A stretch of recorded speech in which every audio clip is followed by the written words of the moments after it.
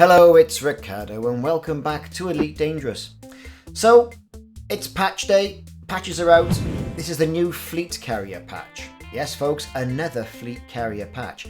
Fleet Carrier patch 4. 4 patches, after 2 betas as well. Has to be said, they are making an awful lot of effort to get this right. So Frontier have actually addressed a number of issues. They've addressed mining, crashes and stability, and actual fleet carriers. So let's take a look at fleet carriers first. So let's get straight in with it then with what's happened within fleet carriers. All that aside, what have they fixed? They've fixed an issue which stopped fighters being restocked from a fleet carrier. Well, I suppose you'd really notice that if you were doing that fighter hack that they fixed back in patch 3.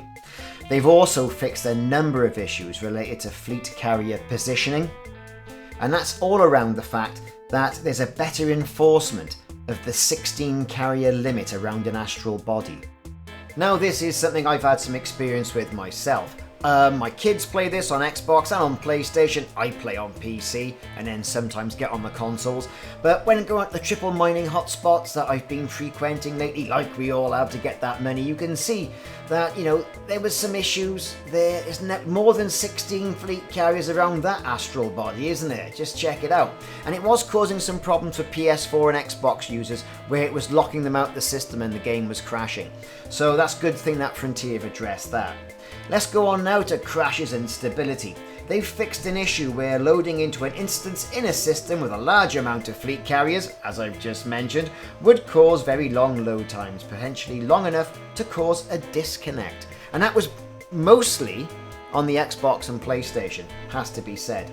So that's been addressed. Good on you. So where would a patch be without an adjustment to mining? Yes, we've been fleecing the mining. It should be called Elite Dangerous Mining, other than anything else. They've fixed an issue whereby subsurface deposits created after cracking a mother lode would flag themselves as depleted, and they've fixed issues related to diminishing returns for commodities in overlapping hotspots. Well, hey, there you have it. A little bit of adjustment on mining there. Yes, very good. You add that to the adjustments that they did in the previous patch on patch 3, where they fixed the issue which allowed launching a fighter to restore subsurface deposits on asteroids. And, there has been a bit of a mining adjustment. They've also looked at a bug with material distribution in overlapping hotspots, and that's been fixed. So they're not as lucrative as what they used to be. That brings us over to known issues. Yes, so fleet carriers. When opening the fleet carrier naming pop-up in the livery, an additional unwanted character will be added to the start and the end of the game. There you go. And they also mention that this brings a number of other bug fixes and known issues into fruition as well. So, going on to what was happening in patch 3 as opposed to patch 4, they fixed issues there with fleet carriers where a bug preventing transactions in a fleet carrier's market when the transaction amount was greater than the fleet carrier. What the hell is that? Right, you just can't make loads of credits by subverting the marketplace on fleet carriers. Mining was the big one of the last patch. This one seems to be, stability around the instances of fleet carriers around the bodies.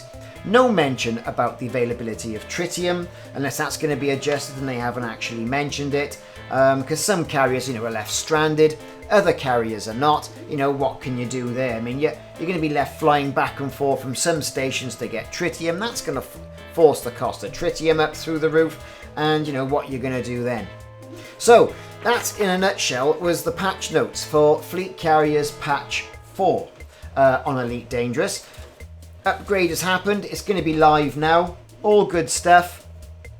Hey, let's see what other problems we can find in the game, and then hopefully pester Frontier to fix. I've been Ricardo, this has been an update on the Fleet Carriers patching. Fly safe, be safe out in the real world, never mind the virtual one, and I'll see you soon. Thanks for watching and like and subscribe.